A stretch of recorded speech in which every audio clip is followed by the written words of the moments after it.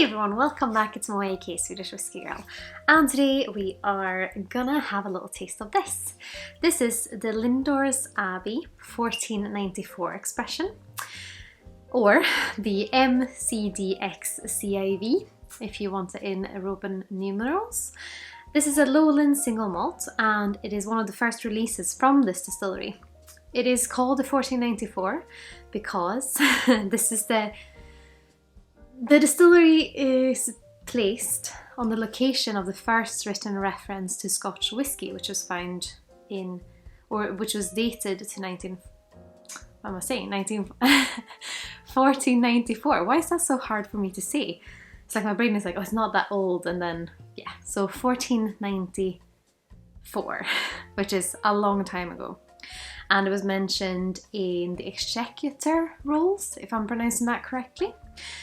This whiskey sits at 46%. Like I mentioned, it's a single malt. It is a mixture of whiskies that's been matured in sherry butts, wine barriques and bourbon barrels. And it is natural colour, non-chill filtered. And I am not gonna lie, I have tried this before, which is why I really want to share it with you, because we'll see what I think of it today.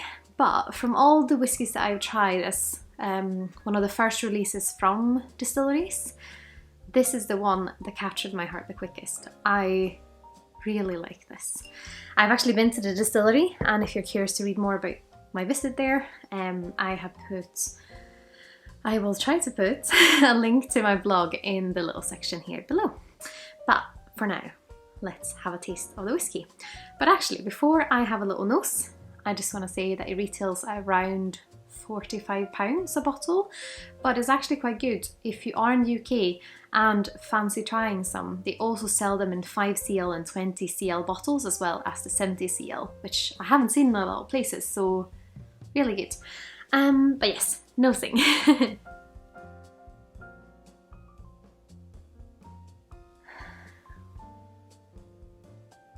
Something about the first nose of this reminds me of juicy fruits mixing in with pine. It's almost like stepping into a...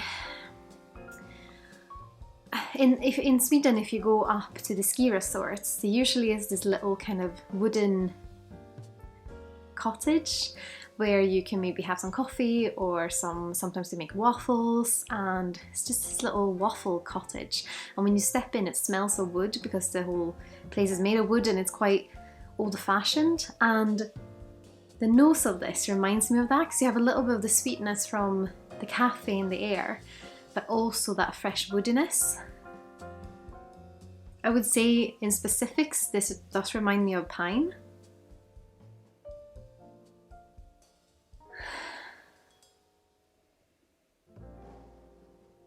But yeah, quite a lot of juicy fruits and almost like that pear acetone note.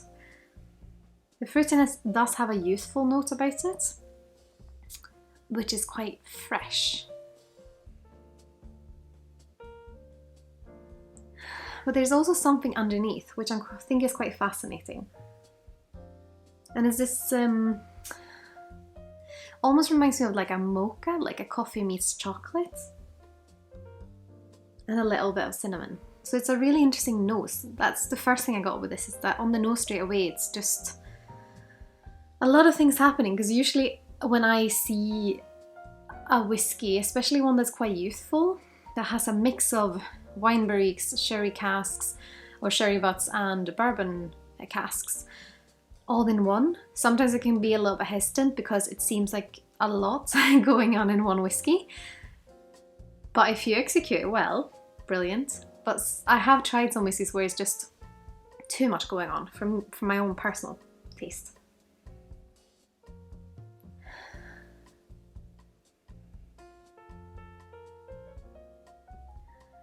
But yeah, let's have a little sip. Sláinte Skål.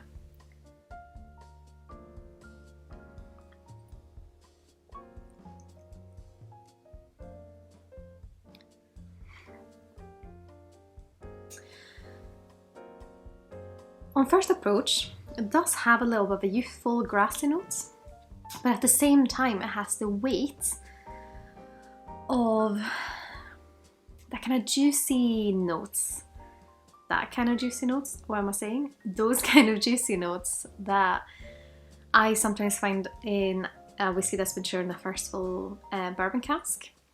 It's quite fruity, quite big, quite fresh, but still quite weighty, like they're quite heavy. And then on the finish, it turns into something really golden.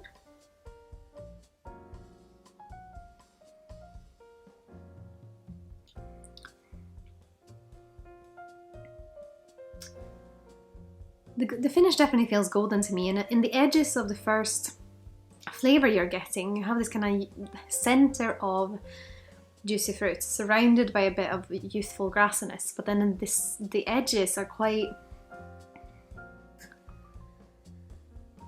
like there's like shadows of depth, which I'm wondering if it comes from the sherry casks and the wine casks, because it's really kind of framing the other flavours. And it is very interesting, it has quite a powerful character, but for me these different elements marry really well together and they're very balanced. I didn't know what to expect when I tried this. I actually didn't know the cask types when I did try it for the first time. But it just positively surprised me, and it was one of those kind of wow moments where I was like, oh, this really suits my preferences. And often when I try whiskies, I like most whiskies, so often when I try something I'm like, oh nice, and you can appreciate it for what it is when you know a little bit about it as well.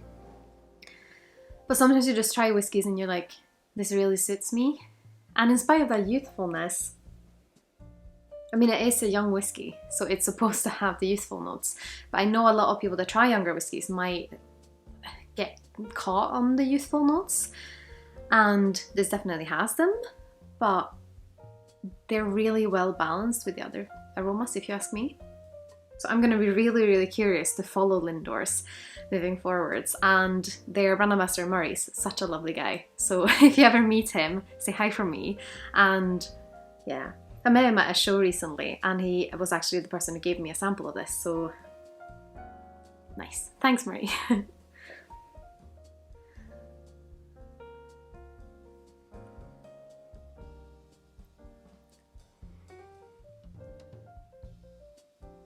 It does have a bit of spice to it as well, but it's quite a little bit of that piney notes with the grassiness. And a little bit perfumed now on the finish as well. I also find, which I think is quite interesting, if you do try a dram of this after your palate has acclimatized to alcohol, so right now I'm having this as the first dram of the day, so I have not had any other alcohol, which is why I feel the alcohol quite strongly.